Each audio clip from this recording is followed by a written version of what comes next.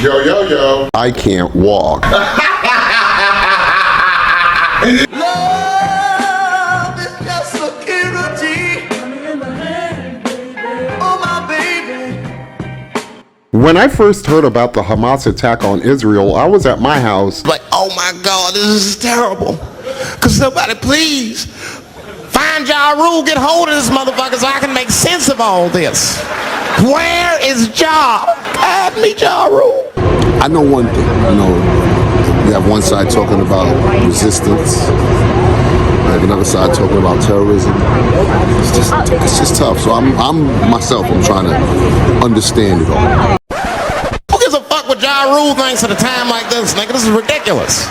I don't want to dance, I'm scared to death. I want some answers that Ja Rule might not have right now. I initially felt confused by all of the news I was watching about it. Because you're a dumbass. And no news outlets I saw gave the events leading up to the start of the war any structure until I heard Patrick Bet-David talk about it with Roseanne Barr and two other niggas who I'm gonna assume are also Jewish. I really liked this conversation they had about the war, so I left a link in the description below to the entire video if you want to see it for yourself. Yeah. I like Roseanne because she hates politicians even more than I do, and since she's Jewish, I know she's way more invested in this tragedy than I am. After expressing her condolences for all of those who lost their lives in this massacre, she addressed how unprepared Israel was for an attack of this magnitude. But it is weird that Israel, which is like it has such high technology for all this warning signs, what do you call it? The defense is top notch, billions and billions. We even give them billions and billions each year. The world's best. Yep. None of it was functioning.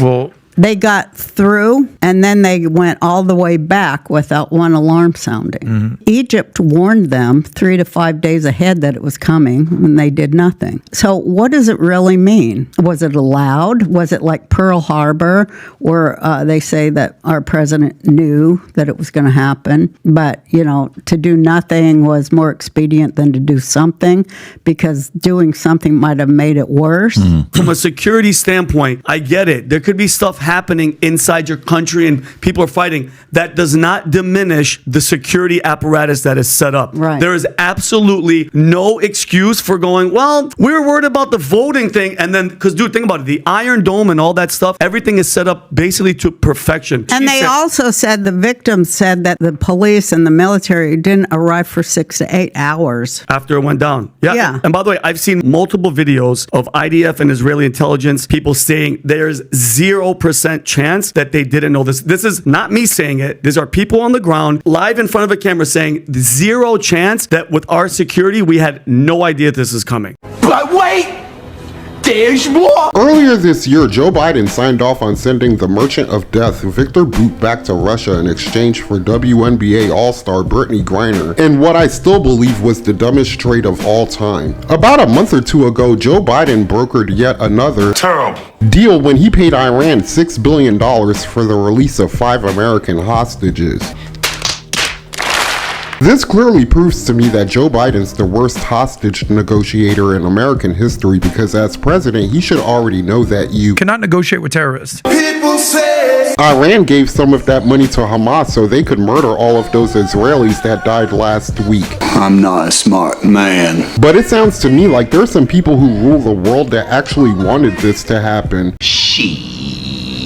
Patrick Bet-David said Hamas trained themselves for this situation before they went ahead and did it. The parties involved here, right? Let's look at the parties involved. We got Hamas, we got Hezbollah, we got obviously Iran funding it. There was reports about the fact that Hamas has been training 1,000 soldiers on, they built a city identical to a city in Israel and trained on how to break in and how to go in and take the hostages and bring them. And they're like, what are we training for? We can't tell you what we're training for. We're just preparing in case something happens. And then all of a sudden, okay, here's what we're training for. We're attacking Israel. So then you have Saudi Arabia is also involved in this. Iran's involved in this. Then you got potentially Russia involved in this, China involved in this, and U.S. involved in this. There's a lot of parties involved in even Egypt right now. Netanyahu saying, hey, if you're living in Hamas, go. If you're living in Gaza, go to Egypt just to make sure you're safe. But Iran, you think the Iranian people are sitting there wanting to see this happen? Dude, all of a sudden, the targets, and you're hearing Nikki Haley screaming off the top of her lungs, we have to attack Iran. And you have all these guys screaming, we have to do this. so they're That's sitting there saying, we don't disgusting. support this, but No.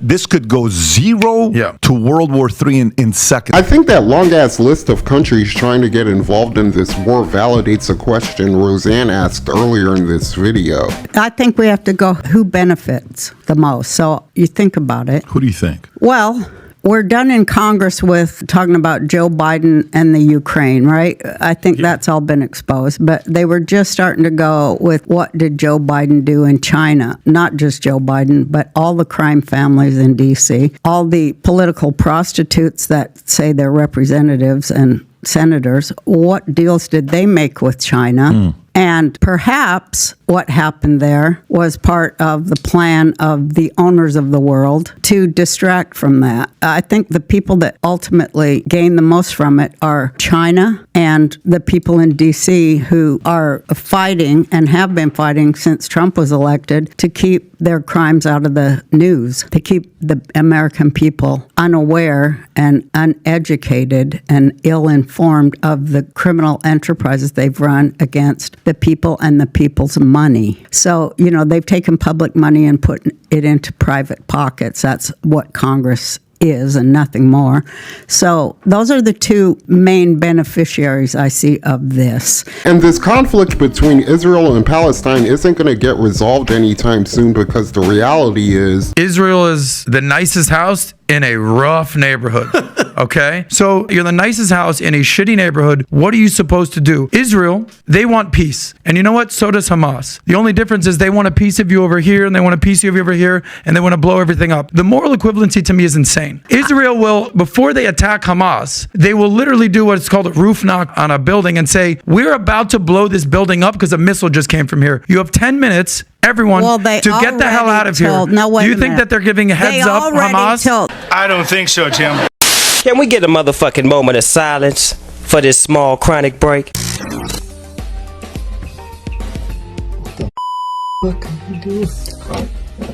Yeah. Okay. What? I'm listening, man. You know. What are you doing? I'm just fixing myself up a little bit. Okay, for you people out there, for people who are just listening, he's fixing his collar and primping and making himself look good. For you listeners out there. Midnight Podcast. Midnight Podcast. Midnight Podcast. Midnight Podcast.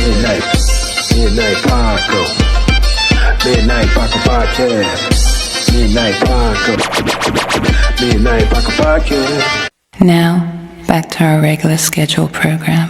Hamas have been portrayed as ruthless murderers that kill women, children, and babies from what I've seen and heard about these niggas so far. People say Hamas won't end their reign of terror until every Jewish person on this planet's dead. These niggas sound so barbaric, I bet if you ask any of them what is best in life, they'll probably tell you some heartless gangster shit like, To crush your enemies, see them driven before you, and to hear the lamentation of their women. the people who rule the world knew that when Americans saw photos and videos of Hamas posing with dead Israeli babies that we would have no choice but to accept spending millions.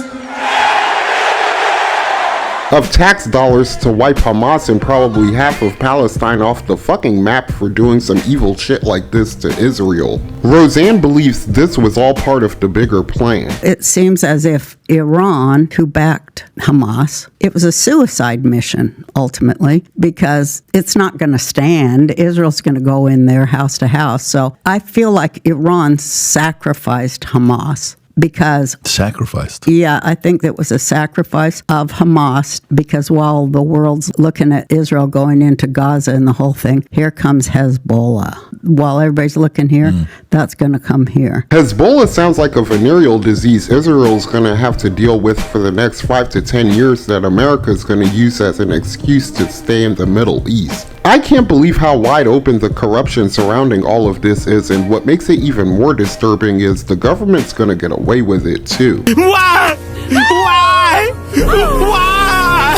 Because the American public can be distracted way too easily. 3 days after Hamas attacked Israel, Jada Pinkett told the world she's been separated from Will Smith since 2016 to sell copies of her book, and the internet hasn't stopped talking about that shit since. Then you have college kids that are actually protesting at schools on Hamas' behalf, like them niggas wouldn't murder their dumbasses too. Little dumb motherfuckers. These circumstances leave me no choice but to only hope for the best for Israel, but to expect the worst for the rest of the world, because I think something really bad's gonna come out of this. Peter, what exactly are you worried is gonna happen because of this? World War V. Peter, we've been over this. There has to be a World War III and IV first. Oh no, that's the beauty of World War V, Lois. It's so intense, it skips over the other two. Peter, it doesn't work. I have spoken!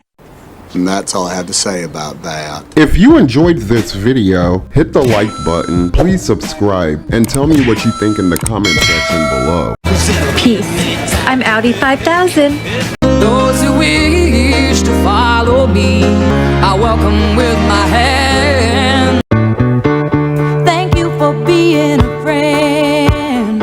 And those are my thoughts for this video. But then again, what do I know? I'm just an old crippled bastard.